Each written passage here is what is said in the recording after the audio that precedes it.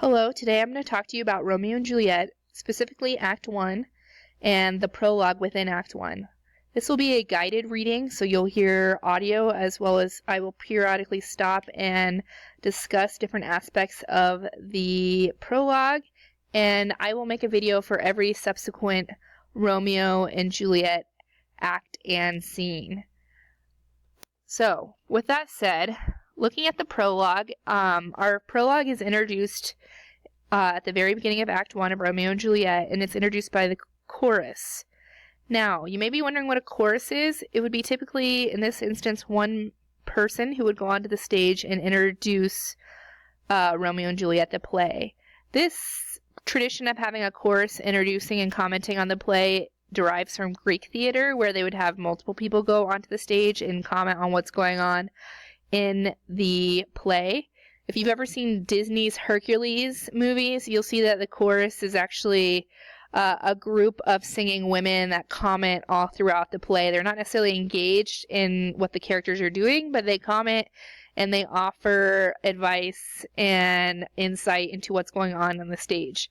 You'll see the chorus only twice in Romeo and Juliet, at the beginning of Act 1 as well as in the beginning. Alright, I'm going to go ahead and play the prologue, and we'll get an idea of what it sounds like as well as initial understanding of the play.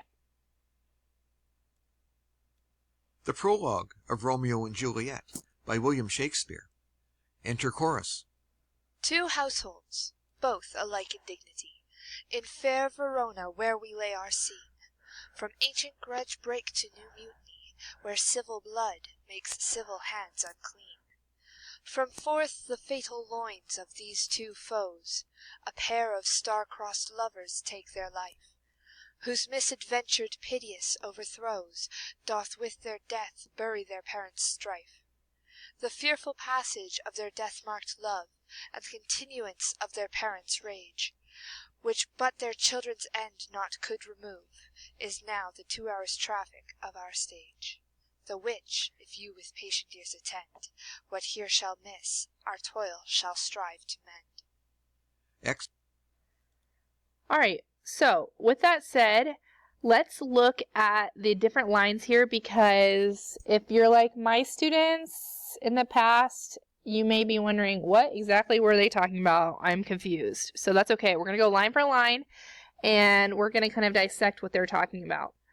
So you see here two households both alike in dignity in fair Verona where we lay a scene. Two households. Here we have another word for families. So basically two families, that being the Capulets and the Montague, are both alike in dignity, meaning they're both alike in terms of wealth and power, in fair Verona where we lay our scene. Verona, Italy is where our scene takes place. Okay? From ancient grudge break to new mutiny. So, if you ever think about a grudge against somebody, a grudge is like an ancient feud between two groups. It's more than just a misunderstanding. It's a deep-seated hatred. So, between the Montagues and the Capulets, there's an ancient feud, hatred between the group. And it breaks to new mutiny. Now, a lot of times when my students think of mutiny, they think of overthrowing the captain on a ship or something like that. Mutiny here means violence. So from this ancient feud, new violence is happening. Where civil blood makes civil hands unclean. Think civil, civilian, civil meaning people. So the townspeople's blood is making the hands of other townspeople's unclean. You'll see Shakespeare often talks about bloody hands and guilt and things like that. Basically, this new fighting is causing people to have blood on their hands in the town. From forth the fatal loins of these two foes, a pair of star-crossed lovers take their life. This line always confuses students. I always try to say fatal loins. Think about loincloth covers the loin, what comes from the loins, children. So the fatal loins, meaning that from the Capulets and the Montague, they give birth to children that will end up dying. And foes, meaning enemies. So these two enemies will have children that will end up dying. A pair of star-crossed lovers take their life. You're going to hear this term star-crossed lovers a lot, both in this play and in life. Star-crossed lovers means that this couple was never meant to be. a lot of people back in the times of Romeo and Juliet, and even into today, believed in astrology and believed that when you were born and how the stars were ordered determined really what your life outcome might be like. So if you were born star-crossed lovers, it was just fate that you were not going to have a good relationship with the person that you've come to love. So this pair of star-crossed lovers take their life. They commit suicide. Whose misadventured piteous overthrows do with their death bury their parents' strife. Through all their misadventured, meaning bad things that happen, their death leads to their parents finally burying the hatchet, for lack of a better term, between them, burying the hatred between their groups, but that doesn't go away until Romeo and Juliet die.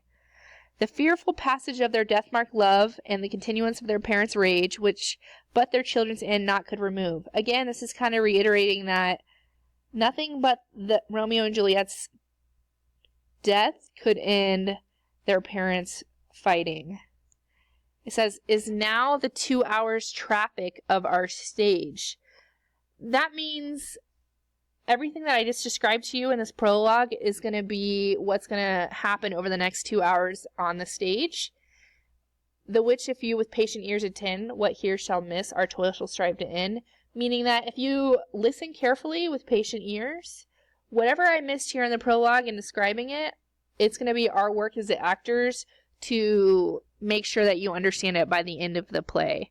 So, the prologue is kind of interesting because it already gives away the ending of the play right away in the first 2 minutes of the play. And I remember reading this in high school and thinking, oh, Romeo and Juliet really can't die at the end. It must be like a dramatic, event where the author is tricking us. No, they really do die at the end. And we find that out right away in the prologue. So hopefully this kind of helps you understand the prologue. It's a little bit tricky, and I don't think the rest of the play is as tricky. And especially as you read more of the play, I won't have to describe so much of the play because you'll get used to the language and you'll kind of get a grasp of what is going on in the play. Another thing is that you're not going to understand 100% of Romeo and Juliet unless you are a Shakespearean scholar. I've probably read this play literally 100 times, and each time I read it, I learn something new. I discover some hidden gem that I missed before, and that's kind of the beauty and fun of Shakespeare for me as a teacher. But as long as you get most of things, you're going to absorb the meaning and really be able to talk about theme and things like that. So, with that said, let's kind of review real quick what we talked about in the prologue. A summary of the play is what the prologue is. We know that the setting is in Verona, Italy. We know there's an old argument between two families, the Montagues and the Capulets, even though that's not mentioned yet, but usually students know those two families. We know there are two star-crossed lovers, meaning that they are doomed from the beginning. We know that only the deaths of Romeo and Juliet can end the argument between these two families. And we know the play should take about 2 hours to perform. It is actually longer. I've never seen a recording that's only 2 hours. So, it's usually a little bit longer, unless I imagine the actors are speaking really quickly. Alright, that is all I have to say about the prologue. Please check out the next video so you can hear what's going on in Act 1, Scene 1. Thanks for listening. Have a great day.